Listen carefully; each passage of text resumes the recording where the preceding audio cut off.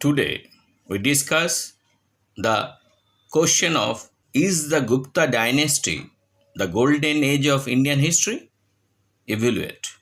Gupta Dynasty is often regarded as the golden age of Indian history due to the remarkable achievements and advancement made during this period.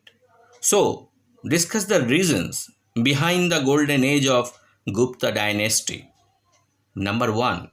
Cultural flourishing.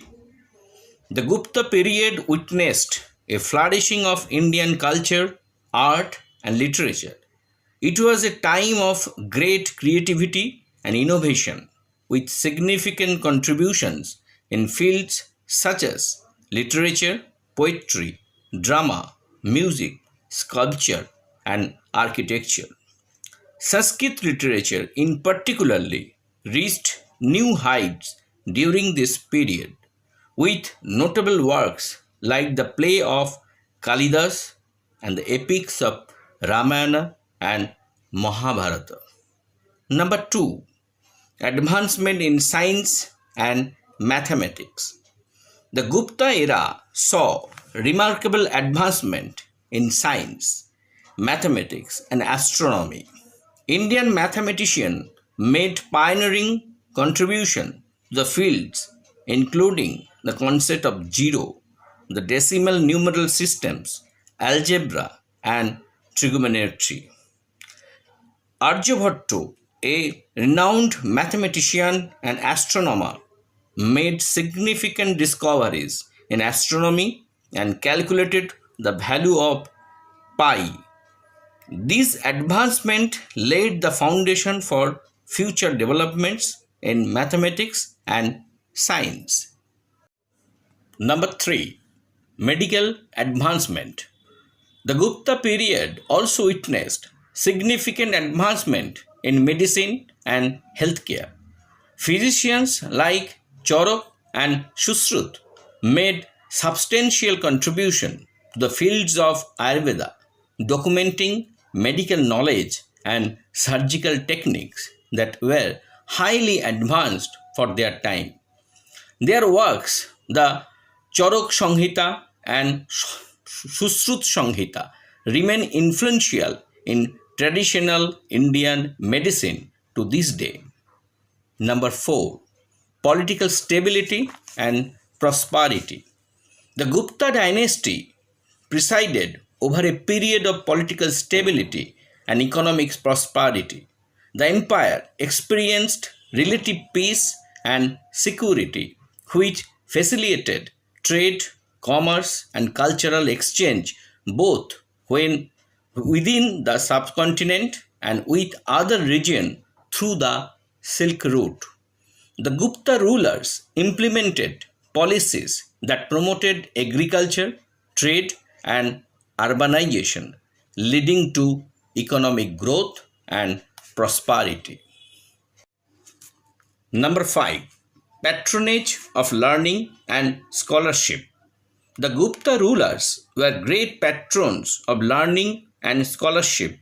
They established universities and centers for learning where scholars and intellectuals from across the subcontinent congregated to exchange ideas and knowledge.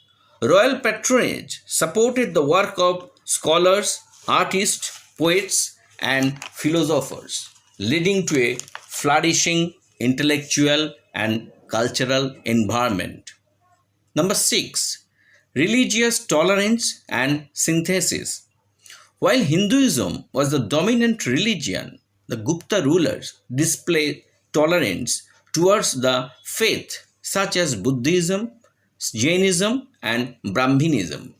This atmosphere of religious pluralism and tolerance allowed for the coexistence and synthesis of different religion and philosophical traditions, contributing to the richness and diversity of Indian culture.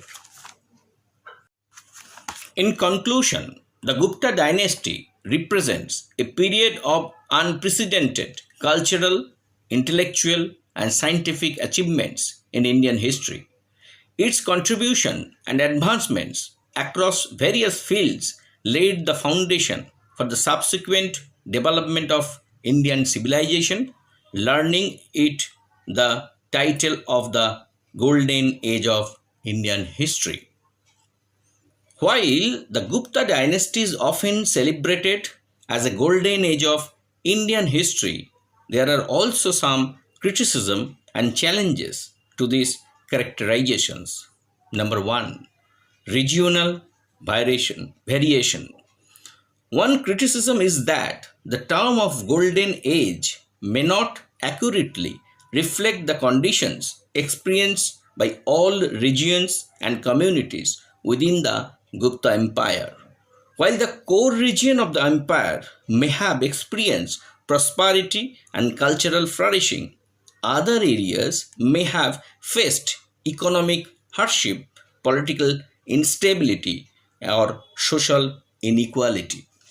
Number two, social inequalities.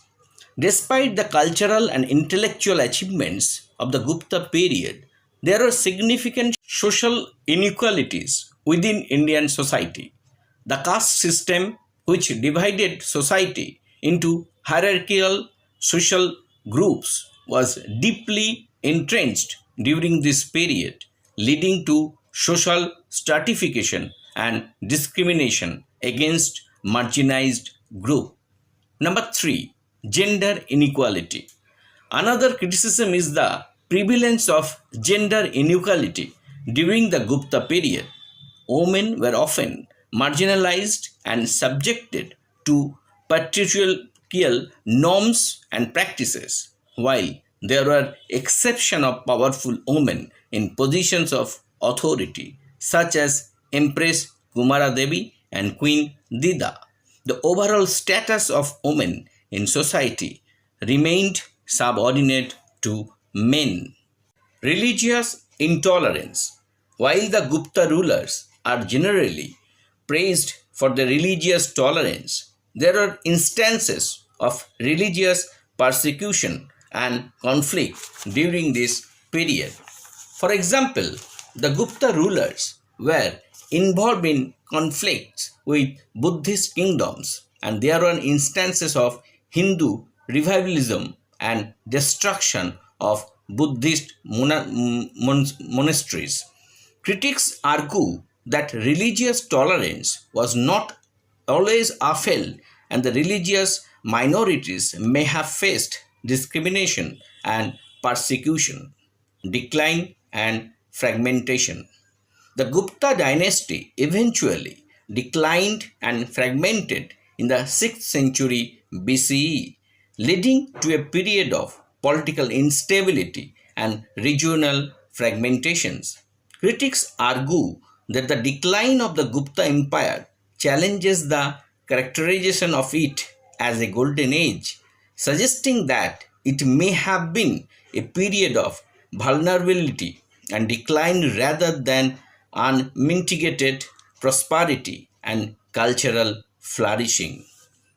Overall, the Gupta dynasty left a lasting legacy in Indian history as a period of significant cultural, intellectual, and economic achievements. Its contribution laid the foundation for the subsequent development for Indian civilization and had a profound impact on various aspects of Indian society, culture, and governance.